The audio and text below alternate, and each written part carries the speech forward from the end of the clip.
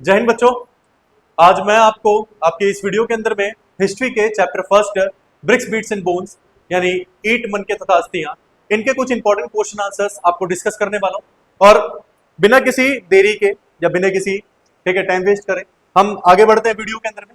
ठीक है, तो पहला हमारा क्वेश्चन क्या है कि मोहनजोदाड़ो के विशाल स्नानघर का संक्षिप्त में वर्णन कीजिए। स्नानघर का मतलब होता है ग्रेट बाथ सिस्टम, इसको इंग्लिश में ग्रेट बाथ सिस्टम कहते हैं और हिंदी के अंदर में इसको क्या कहते हैं, हमारा स्नानघर कहते हैं, विशाल स्नानघर। तो इसकी विशेषताएं बतानी है आपको। तो पहला पॉइंट आपका क्या आएगा कि सिंधु घाटी सभ्यता, ठीक है, कि उत्कृष्ट वस्तुकला का उदाहरण है। ठीक है, जो दुर्ग क्षेत्र में स्थित है, लगभग 12/7 एंड 2.4 मीटर का यह है, ठीक है, पक्की ईंटों से निर्मित आयताकार जलाशय अनुष्ठानिक स्थानों के लिए प्रयोग होता था। मतलब क्या बोला कि हड़प्पा सभ्यता के अंदर में जो मोहनजोदाड़ो है, उस मोहनजोदाड़ो के अंदर में एक आपका स्नानघर पाया जाता था जिसे इंग्लिश में ग्रेट बाथ सिस्टम कहते हैं। ठीक है, और वो काफी ज्यादा क्या पाया जाता था, काफी उत्कृष्ट वस्तुकला का उदाहरण माना गया। ठीक है, जिसकी लगभग 12/7 रेशो में 2.4 मीटर की हमारी बताई गई है। इसकी पक्की ईंटों से निर्मित किया जाता था, आयताकार में ये पाया जाता था। ठीक है, आगे की ओर देखो क्या लिखा है इसकी विशाल स्नानघर की मुख्य विशेषताओं के अंदर में। ठीक है, पहला पॉइंट देखो इसका लिखा हुआ है, इसकी संरचना की बात करेंगे। इसकी संरचना में देखो क्या लिखा है कि इसके उत्तर और दक्षिण के अंदर में सीढ़ियां पाई जाती थी, चारों ओर के अंदर में बरामदे और कमरे बने होते थे। ठीक है, जल व्यवस्था की बात करें तो पानी को भरने के लिए कुएं का इस्तेमाल किया जाता था और गंदे पानी को बाहर निकालने के लिए नालियों का इस्तेमाल किया जाता था जिसे ड्रेनेज कहते हैं। निर्माण की बात करें तो फर्श तथा दीवारों को वाटरप्रूफ बनाने के लिए इसके अंदर में तारकोल की परत का इस्तेमाल किया जाता था, जिससे ये विशाल स्नानघर आपका वाटरप्रूफ हो जाता था। उसके बाद आगे की ओर बढ़ते हुए इसके महत्व की बात करें तो इसका महत्व क्या माना जाता है, ऐसा माना जाता है कि हड़प्पा सभ्यता के मोहनजोदाड़ो में ये जो स्नानघर है, यानी पीपल अनुष्ठानों के लिए इसका इस्तेमाल करना या फिर फेस्टिवल्स में इसका इस्तेमाल करना। ठीक है, ठीक है, सबसे पहले इसको रफ कर लेते हैं।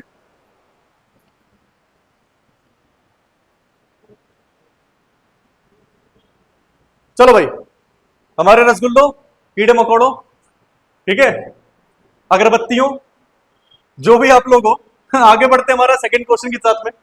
सेकंड क्वेश्चन हमारा है हड़प्पा निवासियों की आर्थिक गतिविधियां बतानी है आपको। क्या बतानी है आपको, उनकी इकोनॉमिक एक्टिविटीज बतानी है, यानी आपको उनकी आर्थिक गतिविधियां बतानी है कि वो पेट पालने के लिए क्या करते थे। ठीक है, जैसे कि आगे बढ़े तो पहला हमारा क्या लिखा हुआ है, कृषि, यानी यह अर्थव्यवस्था का सबसे मुख्य, ठीक है, आधार माना जाता था। मोहनजोदाड़ो के अंदर में लोगों के द्वारा बड़ी मात्रा में कृषि कार्य किया जाता था। सिंधु नदी की उर्वरक मिट्टी और वर्षा पर निर्भरता के कारण खेती अच्छी होती थी। ठीक है, मतलब क्या है कि सिंधु नदी की उर्वरता मिट्टी के कारण और वर्षा पर निर्भरता कारण खेती बहुत ज्यादा अच्छी होती थी। वे हल का उपयोग करते थे और अन्य भंडार गृह यानी ग्रेनरीज का, जिसमें वो अनाज को सुरक्षित रखने का काम करते थे। आगे हमारा पशुपालन है। ठीक है, कृषि के साथ साथ बैल, भैंस, भेड़, बकरी, ठीक है, सुअर पाले जाते थे, जिनका उपयोग, ठीक है, माल ढुलाई या कृषि कार्यों के लिए यानी हल जोतने के लिए इनका इस्तेमाल किया जाता था। अगर व्यापार की तरफ बात करें, व्यापार और वाणिज्य में, ठीक है, तो यह एक नागरिक अर्थव्यवस्था है यानी नगरीय अर्थव्यवस्था है, जिसमें व्यापार उन्नत था और यह व्यापार वस्तु विनिमय प्रणाली पर आधारित था। वस्तु किस पर, हमारा वस्तु विनिमय पर आधारित था। वस्तु विनिमय मतलब क्या होता है, एक ऐसी व्यवस्था जिसके अंदर हम वस्तु के बदले क्या देते हैं, वस्तुओं का आदान प्रदान करते हैं, जिसे इंग्लिश में बार्टर सिस्टम कहते हैं। होपफुली आप लोगों को समझ में आ रहा होगा, मैं पूरी कोशिश करता हूं आप लोगों को समझ में आए। तो आगे की ओर बढ़ते हुए इसके आंतरिक व्यापारों की बात करेंगे, यानी मोहनजोदाड़ो के आंतरिक व्यापारों की बात करते हैं तो क्या लिखा हुआ है कि विभिन्न क्षेत्रों के बीच कच्चा माल और तैयार माल का आदान प्रदान किया जाता था। क्या लिखा है यहां पर कि विभिन्न क्षेत्रों के बीच यानी अलग अलग क्षेत्रों के बीच में कच्चे माल और तैयार माल का क्या करते थे, आदान प्रदान करते थे। विदेशी व्यापार की बात करें तो मेसोपोटामिया, ठीक है, जैसे मोहरे, ओमान, ठीक है, और बहरीन, ईरान और अफगानिस्तान के साथ व्यापार के प्रमाण मिलते हैं। यानी जी हां भाई, देखो ये बात आपकी बहुत ज्यादा गौर करने वाली बात है। आज तो भारत पता नहीं ना जाने विश्व के किन किन देशों के साथ व्यापार करता है, किन किन देशों के साथ में। ठीक है, और भारत आज पहले जैसा नहीं रह गया, यह आज का भारत रह गया। वॉर के अंदर में भारतीयों को बाहर निकालने के लिए अमेरिका का एक फाइटर जेट भारतीय प्लेन के साथ में आया था, तो यह आज का भारत है। तो सोच के देखो, जब आज भारत विदेशी व्यापार कर रहा है तो आज से करोड़ों साल पहले हड़प्पा सभ्यता भी विदेशी व्यापार करता था। यह अपने आप में एक बहुत बड़ी बात है, ठीक है, बहुत ज्यादा चौंका देने वाली बात है, ठीक है, हैरान करने वाली बात है। ठीक है, आगे की देखो क्या लिखा है कि भाई देखो, हड़प्पा सभ्यता मेसोपोटामिया के साथ में, ओमान के साथ में, ठीक है, बहरीन के साथ में, ईरान के साथ में, अफगानिस्तान के साथ में, इन सभी देशों के साथ में मिलकर व्यापार करता था। और हड़प्पा लोग कपास, हाथी की दांत की वस्तुएं और मोहर, ठीक है, इन सब का निर्माण भी करते थे। मोहरों का निर्माण विशेषकर वहां पर किया जाता था क्योंकि मोहरें व्यापार का एक महत्वपूर्ण हिस्सा मानी जाती थी। इसके ऊपर मैं आगे डिस्कस करूंगा मैं आपको कि मोहर वगैरह क्या होती है, ठीक है। देन हमारा क्या आ गया, शिल्प और उद्योग आ गया हमारे। देखो क्या लिखा हुआ है, कारीगरों में मन के यानी बीड्स बनाने, मिट्टी के बर्तन बनाने, ठीक है, कुम्हार जो था वो मिट्टी के बर्तन बनाता था, ठीक है, धातु यानी तांबे, कांसा, ठीक है, इन सब के औजार, हथियार बनाने और सूती वस्त्र उद्योग, ठीक है, उद्योग यानी जैसे कटाई और बुनाई करना, ये हमारे क्या थे वहां पे, प्रमुख हुआ करते थे। क्या हुआ करते हमारे, प्रमुख। और ये किस में आएंगे हमारे, शिल्प उत्पादन में आएंगे। किस में आएंगे हमारे, ये शिल्प उत्पादन, ठीक है। दोबारा समझा देता हूं आपको मैं कि शिल्प उत्पादन के अंदर में कारीगर जो थे वो मन के बनाते थे, मिट्टी के बर्तन बनाते थे, ठीक है, साथ ही साथ वो औजारों, उसको हथियारों को और औजारों को बनाने के लिए, ठीक है, वो लोग धातुओं का इस्तेमाल करते थे, साथ ही साथ वो वस्त्र उत्पादन भी करा करते थे, ठीक है। देन आगे हमारा क्या आएगा, हमारा मुद्रा, ठीक है। मुद्रा के बारे में देखो यहां पे क्या लिखा है, मुद्रा और, ठीक है, मापतौल। व्यापार के लिए मोहरे यानी सील का उपयोग किया जाता था। देखो आपको मैं थोड़ा सा सील के बारे में बताना चाहूंगा। मैं नहीं चाहता कि आप लोगों को मैं जल्दी जल्दी जल्दी जल्दी आपको सारा का सारा आपको क्वेश्चन जो है वो ऐसी वर्बली आपको बता दूं। मैं थोड़ा बहुत आपको इंफॉर्मेशन भी देना चाहूंगा ताकि आप लोगों को समझ में आ जाए। तो देखो सील बेटा होती क्या है, सील का मतलब होता है मोहरे, ठीक है। अब हड़प्पा सभ्यता में क्या होता था, वस्तुओं का आदान प्रदान करने के लिए हड़प्पावासी एक पोटली में वस्तुओं को भरते थे और उस पोटली के मुंह को रस्सी के द्वारा बांध दिया करते थे और उसकी नोट पर, उसकी गांठ पर चिकनी मिट्टी को रखकर उसके ऊपर में एक मोहर के द्वारा स्टैंप लगाई जाती थी, ठीक है, और तब उसका व्यापार किया जाता था। और सामने जो रिसीव करने वाला है, अगर पोटली के साथ में कोई छेड़छाड़ होती थी तो वो मोहर टूट जाती थी, और अगर ऐसा नहीं पाया जाता था तो माना जाता था कि वो सामान क्या है, सुरक्षित है। तो ये बात याद रखना कि हड़प्पा सभ्यता के अंदर में व्यापार करने के लिए मोहरें जो थी यानी सील जो थी वो काफी ज्यादा महत्वपूर्ण मानी जाती थी हमारा। तो यहां पर भी लिखा हुआ है कि भाई व्यापार के लिए वो लोग सील्स का उपयोग करते थे, ठीक है, जो वाणिज्य लेन देन का प्रतीक था। क्या था हमारा, वाणिज्य लेन देन का प्रतीक माना जाता था, ठीक है। देन आगे की ओर देखो क्या लिखा हुआ है, वे 16 के, ठीक है, गुणज में मानकृतिक बाटों का उपयोग करते थे। अब हम देखो सेकंड क्वेश्चन तो आपका पूरा हुआ। अब हम बढ़ेंगे हमारे तीसरे क्वेश्चन की तरफ में विदाउट एनी टाइम वेस्ट। जल्दी जल्दी करते हैं, ज्यादा लंबी वीडियो लेके नहीं चलूंगा आपको मैं। मुझे पता है हिस्ट्री आप लोगों के लिए काफी ज्यादा बोरिंग होती है और पेपर के इस समय में आपको चाहिए कि बस इंस्टेंट हमें कोई इंपॉर्टेंट क्वेश्चन करा दे, ठीक है। इसीलिए मैं आपके लिए ये वीडियो लेकर आया हूं जो आपके लिए काफी ज्यादा हेल्पफुल होने वाली है। तो बने रहिए मेरे साथ। तीसरा क्वेश्चन आपका, हड़प्पाई समाज में सामाजिक और आर्थिक भिन्नताओं का अवलोकन करने के लिए पुरातात्विद यानी इतिहासकार किन विधियों का प्रयोग करते थे। देखो क्वेश्चन समझो ध्यान से, आंसर तो सबको पता है मगर क्वेश्चन समझना बहुत इंपॉर्टेंट है। अगर क्वेश्चन समझ में आ गया तो आंसर भी आप लोग बड़े आराम से दे दोगे। कई बार बच्चों को पता सब कुछ होता है, आता सब कुछ है, चैप्टर सब पढ़ रखा होता है, मगर आंसर नहीं दे पाते। क्यों नहीं दे पाते, क्योंकि उनको क्वेश्चन ही नहीं समझ में आता।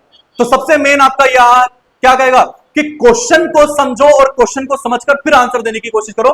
तो यहां पर देखो क्वेश्चन क्या कह रहा है कि भाई हड़प्पा समाज में सामाजिक आर्थिक इन दोनों ही यानी सामाजिक और आर्थिक भिन्नताओं को समझने के लिए यानी इनका अवलोकन करने के लिए जो इतिहासकार थे वो कौन कौन से तरीकों का इस्तेमाल करते थे। तो सबसे पहला तरीका हमारा आएगा क्या, समाधानों का अध्ययन यानी, ठीक है, ब्यूरल स्टडी। पहला सबसे पहला हमारा क्या आएगा, समाधानों का अध्ययन यानी ब्यूरल स्टडी। देखो समाधान को क्या बोलते हैं, समाधान को बोलते हैं कब्र। क्या बोलते हैं इसको हम कब्र बोलते हैं। तो ध्यान देना, देखो आगे क्या लिखा है, पुरातात्विदों ने पाया कि कुछ कब्रों में मिट्टी के बर्तन और कुछ आभूषण मिले हैं जो सामाजिक आर्थिक अंतर को दर्शाते हैं। यानी हड़प्पा सभ्यता की खोज के दौरान वहां से हमें अलग अलग प्रकार की कब्रें मिलती हैं और कई सारी कब्रें ऐसी थी जिनके अंदर मिट्टी के बर्तन थे और कई सारी कब्रें ऐसी थी जिनके अंदर में क्या पाए गए, सोने के, चांदी के, कीमती धातु से बने हुए आभूषण पाए गए। तो जिससे पता लगता है कि वहां पर अमीरी और गरीबी को लेकर भेदभाव होता था। गरीबों को वो लोग ऐसे ही ऑर्डिनरी तरीके से दफना दिया करते थे और अमीरों को वेल मेंटेन तरीके से, ठीक है, पक्की ईंटों के द्वारा चिनाई करके उनको दफनाया जाता था। तो ये वहां पर आर्थिक भिन्नता को बताता है। किसको बताता है? आर्थिक भिन्नता को बताता है कि अमीरी और गरीबी को लेकर वहां पे भेदभाव होता था। कुछ कब्रों में या कुछ कब्रों की गर्त, गर्त मतलब गड्ढे, तो कुछ कब्रों की गर्ते, गर्ते मतलब गड्ढे में ईंटों की चिनाई भी की थी। समझ आ गया? कई कब्रें ऐसी थी जिनके अंदर में ईंटों की भी चिनाई की गई थी। इसका मतलब वो एक अमीर व्यक्ति की कब्र थी और जो कब्रें कच्ची पाई जाती थी वो एक गरीबों की पाई जाती थी। तो यही मान के चलो कि वहां पर आर्थिक अवलोकन था, मतलब अमीरी और गरीबी को लेकर भेदभाव किया जाता था। सेकंड हम बढ़ेंगे आगे, विलासिता की वस्तुओं की खोज की बात करेंगे, यानी लग्जरी गुड्स एंड चेक की बात करेंगे। पुरातत्वविद उन वस्तुओं को, ठीक है, खोजते हैं जो महंगी या दुर्लभ या दुर्लभ सामग्री से बनी हो। देखो, इतिहासकार उन वस्तुओं को खोजते हैं जो कि महंगी या दुर्लभ सामग्रियों से बनी होती है, जैसे फ्यांस के छोटे पात्र। फ्यांस एक चूना पॉट होता है हमारा, एक चूने का पॉट होता है जिसके अंदर में सुगंधित द्रव्यों को रखा जाता था। देखो, आज के जमाने में तो हर कोई, चाहे शकल अच्छी हो या बेकार हो, बाल कैसी हो रखे हो, पैंट ऊंची, ठीक है, नाम ऊंचे, दर्शन छोटे, छबरी बन के सेंट लगा के हवाबाजी करते हैं। बट पहले ऐसा समाज नहीं था। पहले के समाज में क्या था? पहले के समाज में भाई अमीर घराने के या बड़े घराने के लोगों के द्वारा ही क्या यूज किया जाता था?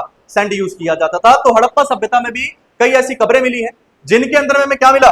जिनके अंदर में हमें फ्यांस के छोटे पात्र मिले हैं, जो कि ये बताते हैं कि वो किसी अमीर की, किसी बड़े घराने की या राजघराने की कब्र है, क्योंकि इन फ्यांस के छोटे पात्रों के अंदर में सुगंधित द्रव्यों को रखा जाता था। ऐसी वस्तुएं अक्सर बस्तियों में केंद्रित होती थी, जो आर्थिक संपन्नता का संकेत है। आगे ना बेटा, यहां पर आर्थिक संपन्नता मतलब अमीर व्यक्ति की कब्र, यानी अमीर व्यक्ति का क्या मिला हमें? संकेत मिला। किसका संकेत मिला? अमीर व्यक्ति का संकेत। तो याद रखना भाई, आज का जमाना अलग है। आज के जमाने में तो हर कोई सेंट लगा के घूम रहा है, बट पहले ऐसा नहीं था। मारते बहुत थे सेंट लगा घूमने वालों को, ठीक है। आज तो सभी आप लोग राजा हो भाई। चलो आगे की ओर बढ़ते भाई। हाँ, तो नेक्स्ट पॉइंट हमारा क्या है? मन के और संरचनाओं, ठीक है, मन के और संरचनाओं को विश्लेषण, हाउस एनालिसिस। याद रखना, अभी तक हम क्या पढ़ रहे हैं कि वहां पर आर्थिक सामाजिक भिन्नताओं को कैसे पता लगाया जाता है, कि वहां पर आर्थिक समाज या सामाजिक समाज कैसा था वहां पर, ठीक है। तो ध्यान रखना, हम यही टॉपिक पढ़ रहे हैं अभी भी। तो मन को और संरचनाओं को विश्लेषण क्या लिखा है कि मकानों के आकार के भिन्नता, जैसे बड़े कमरे, आंगन और स्नान घर वाले घर तथा छोटे या सामान्य मकान समाज के धनी व साधारण वर्ग को दर्शाते हैं। यानी जिन घरों के अंदर में आंगन बड़े बड़े होते थे, कमरे बड़े बड़े होते थे, यानी आंगन बड़े बड़े, कमरे बड़े बड़े, स्नान घर होते थे, वो किसी अमीर का घर माना जाता था। जिसके अंदर में साधारण कमरे पाए जाते थे, वो किसी गरीब के घरों को मानते थे। हमारे आगे बात करेंगे, ठीक है, उपयोगितवादी, ठीक है, बनाम विलासिता की वस्तुएं, यानी उपयोग में लाने वाली पत्थर या मिट्टी से बनी सामान्य चीजें, जैसे हमारा क्या हो गया? चक्कियां, ठीक है, चक्कियां हो गई, मिट्टी के बर्तन हो गए, रोजमर्रा के उपयोग में थी, ठीक है। यानी क्या हो गया हमारा? देखो, अब यहां पर वो वाली वस्तुएं जो डेली यूज में आती है हमारी। कौन सी वस्तुएं जो डेली यूज में आ रही है? जैसे डेली यूज में कौन कौन सी आ गई? जैसे चक्कियां हमारी डेली यूज में आती है, मिट्टी के बर्तन हमारे डेली यूज में आते हैं, ठीक है, तो रोजमर्रा में उपयोग में थी। जबकि दुर्लभ व कीमती वस्तुएं, ठीक है, विलासिता की श्रेणी में थी। विलासिता का मतलब याद रखना हमेशा क्या होता है? लग्जरी। यानी जो वस्तुएं दुर्लभ धातुओं से बनी होती थी, उनको विलासिता की वस्तुएं कहा जाता था। तो आगे बढ़ते हैं भाई। स्थानीय अध्ययन की बात करेंगे, ठीक है। स्थानीय अध्ययन, नगरों के ऊंचे भाग, यानी जो दुर्ग होता था, ठीक है, वो विशिष्ट निर्माण जो आम जनता के लिए, ठीक है, जनता के निचले शहर होते थे, यानी लोअर टाउन होता था, से भिन्न होता था। यानी हड़प्पा सभ्यता के अंदर में दो टाउन थे, एक सिटाडेल था, एक लोअर था, यानी एक दुर्ग था और एक निचला था। दुर्ग जो था वो ऊंचाई पर बनाया गया था, चबूतरे में बनाया गया था, ठीक है, जो कि अमीर घराने या राजा महाराजा के लिए उपयोग में लाया जाता था। और वहीं आम जनता के लिए, गरीबों के लिए, मजदूरों के लिए वहां पर लोअर टाउन यानी निचले शहर पाए जाते थे, और दोनों की बनावट में काफी ज्यादा भिन्नता पाई जाती थी। चौथे क्वेश्चन की तरफ पढ़ेंगे हमारा, ठीक है। चलिए आगे बढ़ते हैं, बने रहिए, समझ में आएगा, मजा भी आएगा। बस थोड़ा सा ध्यान देने की बात ऐसी है, क्योंकि हिस्ट्री आपका सब्जेक्ट ही ऐसा है बेटा, जब तक थोड़ा सा सीरियस होकर नहीं पढ़ाऊंगा तब तक आपको पल्ले नहीं पड़ेगा। मजाक मस्ती तो करते रहोगे। देखो, इतिहासकार किस प्रकार से इतिहास का पुनर्निर्माण करते थे, यानी इतिहासकार यानी हमारे आर्कियोलॉजिस्ट जो हैं, वो इतिहास का कैसे पता लगाते थे, ठीक है। तो इतिहासों का पता लगाने के लिए वो कुछ चीजें करते थे, ठीक है। कुछ उनके पास सबूते थे, मतलब कुछ एविडेंस होते थे जिनसे हम क्या करते थे, इतिहास का पता लगाते थे। सबसे पहला हमारा क्या है, साक्ष्यों की खोज करना।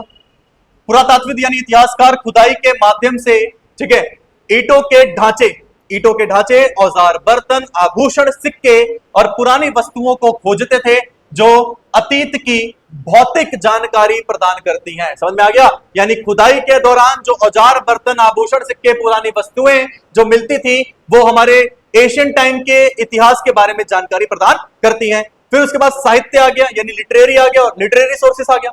तो साहित्य में देखो क्या लिखा है, इतिहासकार ग्रंथ या सरकारी दस्तावेज या दरबारी रिकॉर्ड, दरबारी मतलब राजा के द्वारा रखे जाने वाले रिकॉर्ड को दरबारी रिकॉर्ड कहते हैं, ठीक है। तो और ये बार बार हमारे कैमरामैन गिरते जा रहे हैं, ठीक है, तुम्हारी वीडियो में बहुत डिस्टर्बेंस कर रहे हैं हमारे कैमरामैन, मान लो ऐसे हैं कि बस कामचोर, गिरे जा रहे हैं बस। आगे देखो बेटा, तो सरकारी दस्तावेज, दरबारी रिकॉर्ड हो गया, यानी दरबारी रिकॉर्ड मतलब जो राजा महाराजा रिकॉर्ड रखते थे, दरबारी रिकॉर्ड, और व्यक्तिगत पत्रों का अध्ययन, ठीक है, कर उस समय की सामाजिक, राजनीतिक और आर्थिक स्थितियों को समझा जाता था। तो यहां पे ये वाला पॉइंट क्लियर हुआ, बहुत आसान है वाला पॉइंट। देखो साहित्य यानी लिटरेरी सोर्स में सिंपल सा आपको बस इतना याद रखना है कि जो इतिहासकार थे यानी जो हिस्टोरियंस थे वो सरकारी दस्तावेजों को, दरबारी रिकॉर्ड को या व्यक्तिगत पत्रों का, इन सब का अध्ययन करके समाज, राजनीति और आर्थिक स्थितियों का पता लगाते थे। आगे बात करेंगे हमारा, ठीक है, सत्यापन, ठीक है, यानी विश्लेषण, यानी एनालिसिस ऑफ वेरिफिकेशन। इतिहासकार केवल साक्ष्य नहीं जुटाते थे बल्कि उनकी, ठीक है, विश्वसनीयता की जांच करते थे, ठीक है, वे एक स्रोत की पुष्टि दूसरे स्रोतों से करते थे। मतलब ऐसा नहीं है कि इतिहासकार को जमीन में से कोई भी स्रोत मिल गया और उन्होंने उसी स्रोत को पढ़कर उसके ऊपर में अपना डिस्क्रिप्शन दे दिया इतिहास को लेकर, ऐसा नहीं था। वो कोई भी स्रोत मिलते थे उन स्रोतों को दूसरे स्रोतों के साथ अध्ययन करके देखते थे। बात समझ आ रही है? यानी एक स्रोत को दूसरे स्रोत के साथ जोड़कर देखना, मिलाकर देखना, ठीक है, और कहां तक जानकारी सही है उसी जानकारी को आगे कैरी फॉरवर्ड करना, ऐसे ही बेमतलब में जानकारी ना देना। आगे की ओर बढ़ते हैं हमारा, ठीक है, चले इसको रफ करते हैं एक बार। तो देखो आगे हमारा क्या लिखा हुआ है, अंतर विषयक दृष्टिकोण, यानी ठीक है इंटरडिसिप्लिनरी अप्रोच। देखो अधिक व्यापक और ठीक है सटीक चित्रों के लिए इतिहासकार, ठीक है, समाज शास्त्रियों या मानव वैज्ञानिकों और ठीक है पुनर्लेख शास्त्रियों के साथ में सहयोग करते थे। ठीक है, मतलब क्या रखना है, देखो ज्यादा से ज्यादा जानकारी हासिल करने के लिए इतिहासकार क्या करते थे, ज्यादा से ज्यादा जानकारी हासिल करने के लिए इतिहासकार समाजशास्त्री, मानव वैज्ञानिकों और पुरालेख शास्त्रियों के साथ जुड़कर सटीक से सटीक जानकारी हासिल करने की कोशिश करते थे। और एक लास्ट पॉइंट हमारा, ठीक है, तार्किक, ठीक है, तार्किक रचना, संरचना यानी लॉजिकल स्ट्रक्चर, सभी टुकड़ों को मिलाकर वे अतीत की घटनाओं को, ठीक है, कालक्रम अनुसार व्यवस्थित करते थे। यानी सारे के सारे टुकड़ों को एक साथ मिलाना, जो भी मिला है, टूटे मूटे आपके कोई भी मूर्तियां मिल गई, आभूषण मिल गए, बर्तन मिल गए, ठीक है, कटे पिटे आपके क्या बोल गए वो ऐतिहासिक पुस्तकें मिल गई आपकी, ठीक है, या साहित्य मिल गए या अभिलेख मिल गए, तो जो भी टूटे फूटे आभूषण वो मिलते थे उनको, उन सभी को एक साथ जोड़कर, ठीक है, वो इतिहास का पता लगाते थे, ठीक है, इतिहास की खोज करते थे, उसके बारे में जानने की कोशिश करते थे, समझाने की कोशिश करते थे। तो चलिए ये वाला क्वेश्चन भी आपका डन हुआ। आगे की ओर बढ़ते हैं। भाई बनाने में मेहनत लग रही है वीडियो को देखते रहिए, और अगर आपको समझ में आ रहा है तो कमेंट भी करना भाई, कमेंट के साथ साथ में आपको सब्सक्राइब भी करना है, शेयर भी करना है, और आपके लिए आगे वीडियो को फॉरवर्ड भी करना है, ठीक है। चलो फिर पांचवा क्वेश्चन है हमारा। अभी फिलहाल इस वीडियो के अंदर मैं आपको 3 नंबर के क्वेश्चन समझाऊंगा जो इंपॉर्टेंट है, ठीक है। 8 नंबर के आपको मैं अगली वीडियो में समझाऊंगा जो आपकी कल आपको अपलोड मिलेंगी, ठीक है। आज आपकी इस वीडियो के अंदर मैं आपको सिर्फ 3 नंबर के क्वेश्चन दिखाऊंगा, ज्यादा बड़ी वीडियो नहीं ले जाना चाहता इस वजह से। देखो पांचवा क्वेश्चन हमारा क्या है, हड़प्पा सभ्यता की तकनीक और प्रौद्योगिकी के क्षेत्र में क्या उपलब्धियां थी। भाई देखो उपलब्धियां पूछ रहा है, ठीक है, उपलब्धियां किसमें, तकनीक के अंदर उपलब्धि और प्रौद्योगिकी, ठीक है, तकनीक और प्रौद्योगिकी के क्षेत्र में उपलब्धियां पूछ रहा है, उसकी क्या थी। तो सबसे पहला क्या आएगा, तकनीक और प्रौद्योगिकी के क्षेत्र में इसकी 3 प्रमुख उपलब्धियां थी। कितनी, 3 प्रमुख उपलब्धियां, 1 2 और 3। कौन कौन सी, पहला उन्नत नगर नियोजन, ठीक है, उन्नत नगर नियोजन व पक्की ईंटों का प्रयोग करना। हड़प्पा सभ्यता के अंदर में जितने भी घरों का निर्माण किया गया है उनको नियोजन करके बनाया गया है, यानी प्लान करके बनाया गया है, और पक्की ईंटों के द्वारा बनाया गया था, ठीक है। देखो लिख रखा है कि हड़प्पा वासी ग्रिड पैटर्न का इस्तेमाल करते थे, किसका इस्तेमाल? Grid pattern. बेटा देखो ग्रिड पैटर्न क्या होता है? जब दो रेखाएं एक दूसरे को समकोण पर काटती हैं, पहली रेखा और ये दूसरी रेखा, जब दो रेखाएं एक दूसरे को समकोण पर काटती हैं उसे क्या बोलते हैं? ग्रिड पैटर्न बोलते हैं। इसको समझने के लिए ऐसे समझो, अब देखो हमारी ये गलियां हैं सीधी एकदम स्ट्रेट, अब मुझे इसी गली में से दूसरी गली निकालनी है, तो क्या वो ऐसे निकलेगी? क्या आपके घरों के आसपास में गलियां ऐसे निकलती हैं, या फिर आपके आसपास की गलियां ऐसे निकलती हैं एकदम ऐसे स्ट्रेट होकर? ठीक है, तो आपकी गलियां ऐसे निकलती हैं और हर जगह ऐसे निकलती है, तो इसको क्या बोलते हैं? इसको बोलते हैं ग्रिड पैटर्न, क्योंकि दो रेखाएं एक दूसरे को समकोण पर काट रही है, एक दो 90 डिग्री, एक दो समकोण पर काटना 90 डिग्री, तो ये हमारी ग्रिड पैटर्न कहलाती है। तो हड़प्पा सभ्यता के अंदर में जितने भी घरों को बनाया गया था उनको नियोजन करके बनाया गया था, प्लान करके बनाया गया था, और साथ ही साथ में सभी को ग्रिड पैटर्न के द्वारा बनाया गया था। तो ग्रिड पैटर्न आपको मैंने समझा दिया, बहुत इजी है, कोई दिक्कत नहीं है। ठीक है, आगे की ओर बढ़ते हैं हमारा, और साथ ही साथ ब्रिक्स का एक बात और करना, आपके पेपर में एमसीक्यूज में भाई ये क्वेश्चन फंसता ही फंसता है। मेरी बात मान लो, नोट कर लो, दिमाग में बिठा लो, घुसा लो, नहीं समझ में आ रहा दोबारा सुनो। ठीक है, आपका ये क्वेश्चन एमसीक्यूज में पड़ेगा ही पड़ेगा कि भाई हड़प्पा सभ्यता में जो ब्रिक्स इस्तेमाल की जाती थी उनका स्टैंडर्ड साइज क्या था? वो था हमारा 4:2:1, ये उनका स्टैंडर्ड साइज था।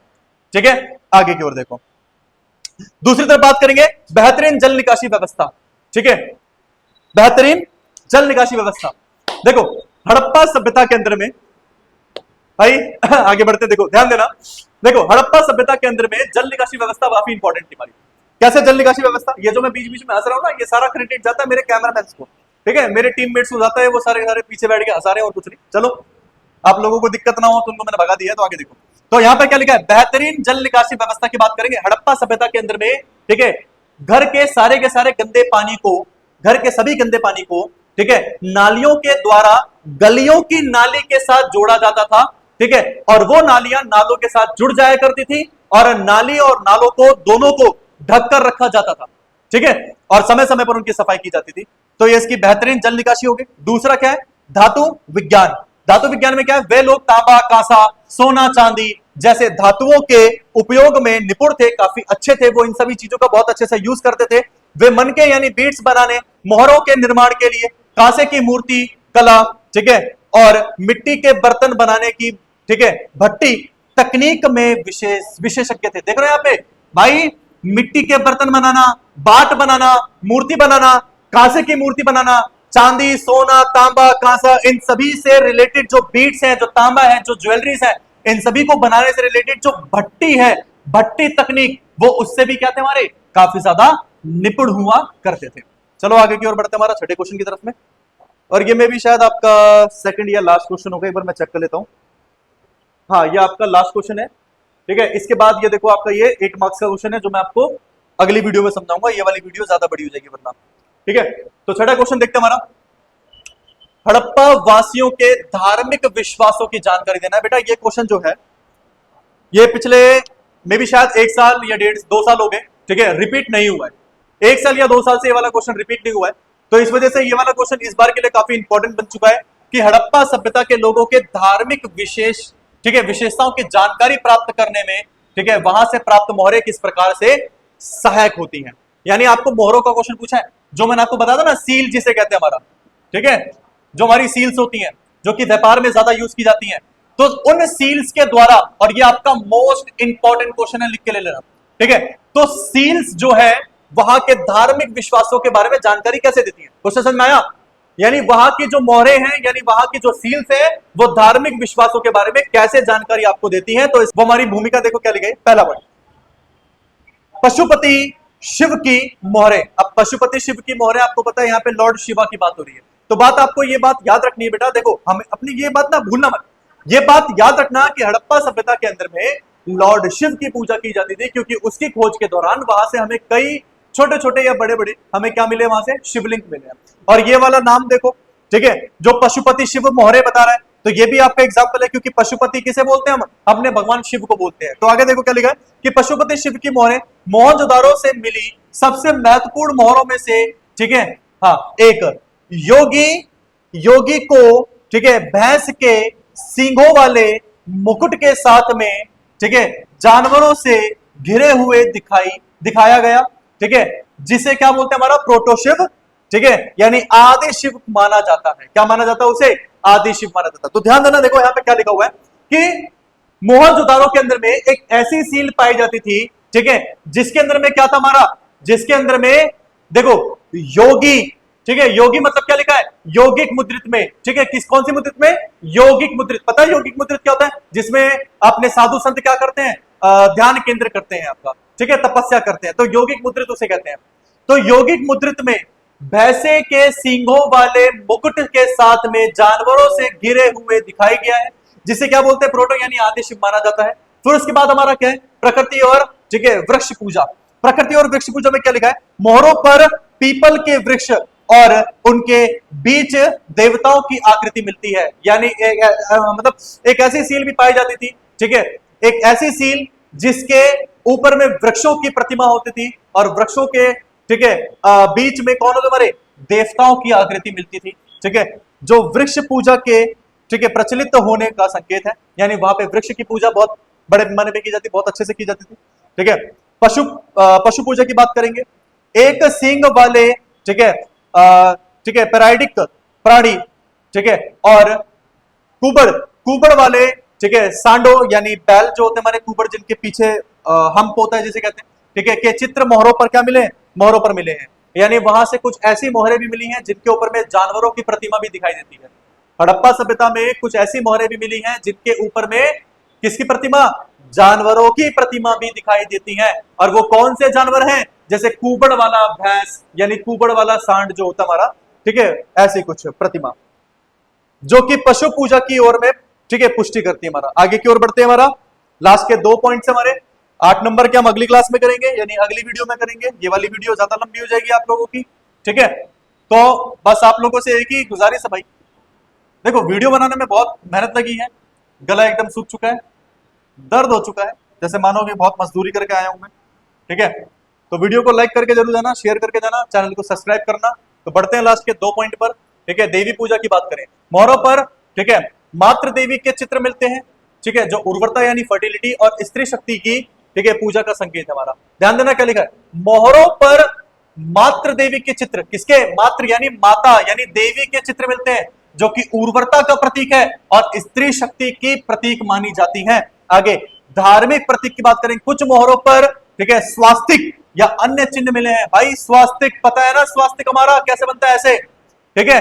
तो कई मोहरें ऐसी थी जिस पर स्वास्तिक या अन्य चिन्ह भी मिलते हैं, जो संभवतः, ठीक है, आध्यात्मिक या सुरक्षात्मक ताबीज के रूप में उपयोग किया जाता था। किस रूप में?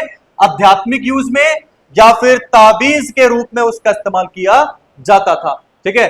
तो ये कुछ इस प्रकार, ठीक है, ये मैंने आपको वो सबूत मतलब वो सील बताई हैं, ठीक है, जो सीलें हड़प्पा सभ्यता, ठीक है, के धार्मिक विश्वासों के बारे में जानकारी देती हैं कि वहां पर किन किन भगवानों की, किन किन गॉड्स की पूजा की जाती थी, पशुओं की पूजा की जाती थी, फसलों की पूजा की जाती थी, ठीक है। और आज के लिए बस इतना ही, ठीक है।